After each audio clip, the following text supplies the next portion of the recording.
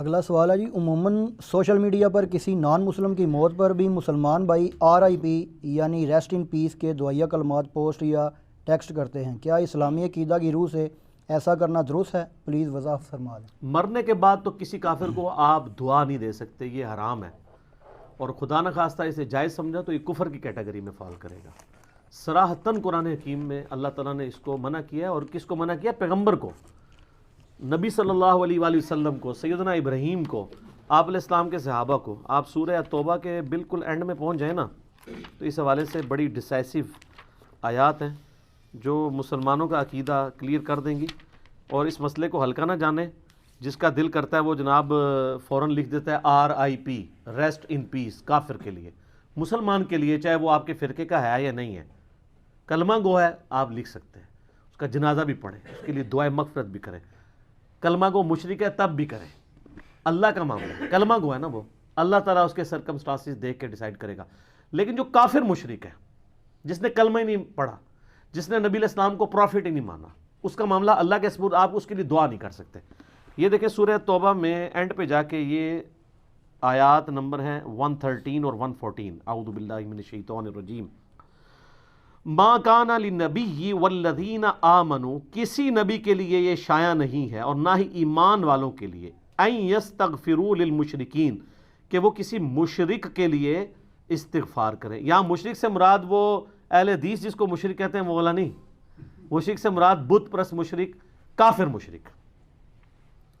وَلَوْ كَانُوا أُولِي قُرْبَى، چاہے وہ اس کا قریبی رشتہ دار ہی کیوں نہ ہو، مِن بَعْدِ مَا تَبَيَّنَ لَهُمْ أَنَّهُمْ أَصْحَابُ الْجَحِيمِ، اس کے بعد کہ جب اس پہ یہ بات کھل چکی ہے کہ وہ دوزخی ہی ہوگا۔ ظاہر ہے کہ جنرل رول یہی ہے کہ جو مشرک ہے وہ دوزخ میں جائے گا۔ باقی اللہ تعالیٰ کسی کو سرکمسٹانسز دیکھتے ہوئے کسی کے جزوی ایمان کے اوپر چھوڑ دے تو اللہ کو کوئی دھونس نہیں کسی کی۔ وہ بخاری مسلم میں حدیث ہے، ایک بندے کی موت کا وقت قریب آیا، اس نے اپنی اولاد کو اکٹھا کر کے کہا بتاؤ میں تمہارا کیسا باپ تھا؟ بڑا اچھا۔ ان کا پھر میری ایک خواہش پوری کرو، جب میں مر جاؤں میری لاش کے ٹکڑے ٹکڑے کر دینا، اس کو آگ لگا دینا، اس کی راکھ ہواؤں میں سمندروں میں بکھیر دینا۔ لَإِن قَدَرَ اللَّهُ عَلَيَّ، اگر اللہ نے میرے پہ قدرت پا لی تو مجھے ایسا عذاب دے گا جو کسی کو نہ دیا ہوگا۔ تو یہ صراحتاً کفر ہے، یہ عقیدہ کہ اگر راکھ بکھیر دی جائے تو اللہ تعالیٰ زندہ نہیں کر سکتا، اس لیے تو وہ کرنا چاہ رہا تھا۔ جب وہ مر گیا تو مرنے کے بعد اس کے بیٹوں نے یہی کچھ کیا۔ بخاری مسلم کے الفاظ ہیں، مشکات میں آپ کو اللہ کی رحمت والے چیپٹر میں دوسری جلد کے سٹارٹ میں مل جائے گا۔ تو اللہ تعالیٰ نے ہواؤں کو، پانیوں کو حکم دیا، زمین کو کہ اس کے اجزاء جمع کرو، زندہ کر لیا۔ پھنس گیا، جس سے بھاگا تھا وہی چیز سامنے آ گئی۔ اللہ نے کہا یہ تو نے کیوں کیا؟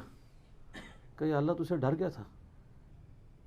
تو اللہ نے فرمایا تیرا یہ عقیدہ تھا تجھے مرنے کے بعد کوئی زندہ کر کے پوچھے گا؟ اس نے کہا یا اللہ میرا یہ عقیدہ تھا کہ مرنے کے بعد مجھے کوئی زندہ کرے گا، لیکن اس طریقے سے وہ سمجھتا تھا کہ اگر میری راکھ بکھیر دی گئی تو میرا مالک مجھے زندہ نہیں کر سکے گا۔ اس کا کفر جزوی تھا، کلی نہیں تھا۔ جزوی یہ تھا کہ اگر راکھ بکھر گئی پھر میں زندہ نہیں ہوں گا، اگر میری لاش ہی دفنائی گی تو میں زندہ ہو جاؤں گا۔ لیکن کفر تو کفر ہے۔ ابن حجر اسقلانی نے بھی اس پہ پوری بحث کی ہے کہ کفر کر کے مرا ہے وہ، لیکن اللہ نے اس کے جزوی کفر کو ایکسیپٹ کر لیا، اس کی کم عقلی کی وجہ سے، نااہلی کی وجہ سے۔ اللہ نے فرمایا تیرا واقعی یقین تھا، یا اللہ جا تجھے بخش دیا، اللہ نے بخش دیا۔ اسی میں کہتا ہوں کلمہ کو مشرک جو ہے نا، اللہ کو ایک مانتا ہے، نماز اللہ کی پڑھتا ہے، نماز میں ایاک نعبد و ایاک نستعین پڑھتا ہے، اس کے باوجود کسی بابے کو پکار لیتا ہے، کوئی اور مسئلہ کرتا ہے، آپ اس کی اصلاح کریں، اس پہ فتویٰ نہ لگائیں کہ اس کو آپ دوزخ میں پھینکیں اور کہ یہ مر گیا میں نے اس کا جنازہ ہی نہیں پڑھنا۔ ویسے تو وہ بھی آپ کے ساتھ یہی کرتے ہیں، مر گیا مردود، نہ فاتحہ نہ درود، وہ بھی یہی کچھ کر رہے ہیں۔ مطلب بریلوی کے اہل حدیث کا جنازہ پڑھیں گے تو اہل حدیث اگر بریلوی کو نہیں پڑھے تو کوئی پریشانی بات نہیں ہے۔ سنی شیعہ، شیعہ سنی کا، اب تو خیر کو پڑھ لے تو زیادہ بات ہے، اب تھوڑی ماڈریشن آ گئی ہے۔ تو یہ اللہ تعالیٰ فرما رہا ہے کہ جب ان پہ یہ کھل جائے کہ مشرک ہے، نہ ان کے ساتھ استغفار نہیں کر سکتا۔ وما کان استغفار ابراہیم لابیہ، اور جو ابراہیم نے اپنے باپ کے لیے استغفار کیا تھا، الا عن موعدۃ وعدہا ایاہ، تو وہ اس وعدے کے سبب تھا جو اس نے اپنے باپ سے کیا تھا۔ وہ جو سورہ مریم میں آتا ہے جب باپ نے کہا نکل جا تو ان کا میں تیرے لیے استغفار کروں گا. تو حضرت ابراہیم اپنے باپ کے مرنے کے بعد بھی اس کے لیے دعائیں مغفرت کرتے رہے. تو اللہ نے ایک کانٹا نکال دیا کہ کوئی ابراہیم کی پلی نہ لے کہ ابراہیمی تو اپنے کافر باپ کے لیے. ٹھیک ہے, اب یہ باپ تھا یا وہ چچا تھا, یعنی باپ کے دو معنی ہیں نا, والد اور چچا دونوں کے لیے باپ کا لفظ, تو یہ ایک علیحدہ بحث ہے, اس کو چھوڑ دیں. تو یہاں پہ باپ ہے, تو باپ کے لیے جو اس نے استغفار کی تو اس وعدے کے سبب تھی. فلما تبین له انه عدو للہ, لیکن جب اس پہ یہ چیز کھل گئی کہ وہ اللہ کا دشمن ہے, تبرأ منہ, تو انہوں نے پھر اعلان برات کر دیا. ٹھیک ہے, ان ابراہیم لأواہ حلیم, ابراہیم علیہ السلام جو ہے وہ آہیں اور سسکیاں بھرنے والے اور حلم والے تھے. یعنی ابراہیم علیہ السلام نرم دل تھے, اس لیے وہ اپنے باپ کے لیے ان کے مرنے کے بعد بھی دعا کرتے رہے. کیا نرم دل تھے. قرآن میں آتا ہے نا, فرشتے جب انسانی شکل میں آئے, سورہ ذاریات میں ڈیٹیل آتی ہے, تو ان کے لیے بنا بچھڑا لے آئے, جب رکھا. اب حضرت ابراہیم کو تو نہیں پتا تھا یہ فرشتے ہیں, آپ کے بزرگوں کے علم غیب ہے, حضرت ابراہیم کو نہیں تھا جب تک اللہ بتائے نا. نال نال ٹھیک ہے عرض کریں گے. تو جب انہوں نے نہ کھایا نا تو ان کے دل میں, قرآن میں آتا ہے کہ ان کے دل میں خوف آیا کہ یہ, کیونکہ دشمن جو ہوتا تھا نا وہ نمک نہیں کسی گھر کا کھاتا تھا, ورنہ اس کے ساتھ وفاداری کرنی پڑتی تھی. اس طرح کے ایٹیکیٹس اس جاہلیت کے دور میں بھی تھے. تو انہوں نے کہا یہ لگتا ہے غلط ارادے سے ہیں, اس لیے میرے گھر کا نمک نہیں کھا رہے. تو پھر فرشتوں نے کہا گھبرائیے نہیں, ہم ایک قوم کی طرف بھیجے گئے ہیں, قوم لوط کی طرف, ان کو تباہ و برباد کرنے کے لیے. تو قرآن میں آتا ہے کہ وہ پھر قوم لوط کے معاملے میں بھی جھگڑنا شروع ہو گیا. قرآن نے اس جھگڑے کا ذکر نہیں کیا, لیکن تورات میں وہ پورا جھگڑا موجود ہے. کیا تھا؟ اب چونکہ نرم دل تھے تو حضرت ابراہیم علیہ السلام نے کہا اچھا کیا کرنا ہے مارنے کے لیے, ان کو اوپر سے نیچے پھینکیں گے, پتھروں کی بارش کریں گے. تو انہوں نے فرشتوں سے کہا کہ اچھا یہ بتاؤ, اگر 10 ایمان والے ہوئے وہاں پہ تو ان کی وجہ سے باقیوں کو بھی چھوڑ دینا یار. انہوں نے کہا جی چلے ٹھیک ہے, اگر 10 بھی ہوئے نا ہم ان پہ عذاب نہیں کریں گے. وہ اس لیے کہ ان کو پتا تھا کتنے ہیں, اللہ نے بھیجا ہوا تھا. حضرت ابراہیم نے کہا یار اچھا, انہوں نے کہا نہیں 5, اگر 5 مومن نکل آئے لوط کی قوم میں, پوری قوم میں, تم نے عذاب نہیں بھیجنا. انہوں نے کہا جی ڈن.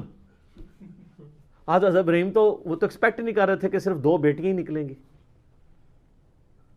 ہاں, رائیونڈ اجتماع میں 16 لاکھ بندہ اکٹھا ہوتا ہے, اور ملتان اجتماع میں بھی 20 لاکھ بندہ اکٹھا ہوتا ہے.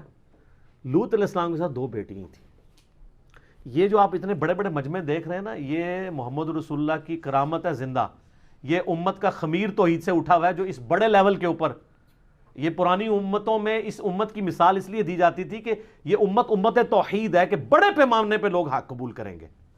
اگر آپ اس کو کمپیئر کریں تو پوری انسانی ہسٹری میں اتنے لوگوں نے توحید نہیں قبول کی ہے جو ایک ایک ایرا میں, ایک ایک سینچری میں مسلمان جتنے رہے ہیں. یہ نبی علیہ السلام کو اللہ نے ایک اعزاز دیا ہے. اسی بخاری مسلم کی حدیث ہے کہ جنتیوں کا نصف میری امت ہے, اور ابن ماجہ میں حدیث ہے جنتیوں کی 120 میں سے 80 صفحے میری امت سے ہیں, کیونکہ میرا معجزہ قرآن ہے نا. بخاری مسلم میں حدیث ہے کہ انبیاء پہ ایمان لانے والوں کی تعداد ڈیپینڈ کرتی تھی اس کے معجزے پہ. مجھے اللہ نے وہی کا معجزہ دیا, میں اللہ سے امید کرتا ہوں سب سے زیادہ امتی جنت میں جانے والے میری امت سے ہوں گے. یہ لہذا اس کو کوئی رائیونڈ کا کمال یا دعوت اسلامی کا کمال نہ سمجھے, یہ امت کا خمیر توحید سے اٹھا ہوا ہے. ٹھیک ہے, سالار کارواں ہے میر حجاز اپنا. تو یہ نبی علیہ السلام کی زندہ کرامت اور معجزہ ہے الحمدللہ. تو حضرت ابراہیم علیہ السلام تو سیٹسفائی ہو گئے, لیکن وہاں سے 2 بیٹیاں اور ایک لوط علیہ السلام کی اپنی بیوی بھی قرآن میں آتا ہے, وہ بھی کافرہ تھی, اور وہ بھی تباہ کر دی گئی. تو یہاں پہ بھی حضرت ابراہیم کا اللہ نے کہا کہ بڑا نرم دل, اور انبیاء ہوتے ہی رقیق القلب ہیں. آپ چھوٹے بچوں کو بھی دیکھیں, چھوٹی سی بات پہ روئیں گے, ہنسانا چاہیں اسی ٹائم ہنسا لیں, ہنسانے کے دوران دوبارہ رلانا چاہیں رلا لیں. بڑا بندہ تو نہیں کر سکتا. یہ جتنا مرضی مائناس قسم کا بھی ایکٹر ہو, اس کو بھی دوائی آنکھ میں ڈالنی پڑے گی آنسو لانے کے لیے, وہ ڈالتے ہیں نا ڈراموں والے. لیکن بچے جو ہے آپ دیکھیں, ایسے روتے ہیں ایسے چپ, ایسے روتے ہیں پھر وہ زار اتار. کیوں؟ ان کے دل بہت نرم ہوتے ہیں, ان کا رسپانس ایبرپٹ ہوتا ہے. انبیاء بھی چونکہ صاف دل والے ہوتے ہیں نا, تو وہ بہت رقیق القلب ہوتے ہیں. آپ نبی علیہ السلام کی احادیث اگر بخاری مسلم ملے, آپ کو عام حالت میں نظر آئے گا کہ آپ کے پاس کوئی غم کی خبر آئی ہے تو وہ مطلب کوئی دور دراز کا بندہ ہی ہے تو آپ رونا شروع کر دیا. आंसू नहीं थम रहे, किसी की गम की को बात सुनी तो फ़ौरन रिस्पांस होता था। तो इब्राहीम अलैहिस्सलाम भी जो है वो नरम दिल, अल्लाह कह रहा है देख लें यार, कमाल नरम दिली उसकी है जिसको अल्लाह कह रहा है नरम दिल। लेकिन सारे इब्राहीम नहीं होते, हज़रत मूसा जैसे लोग भी होते हैं, तो लिहाजा हमारी सख्ती भी बर्दाश्त कर लें, ठीक हो गया। हज़रत मूसा का तो पता है ना आपको, थप्पड़ मार दिया था उन्होंने मलकुल मौत को, बुखारी मुस्लिम में आता है, आँख काट देती थी, लेकिन मैं नहीं मारता हूँ, मैं उनसे कम ही गुस्सा रखता हूँ, ठीक है।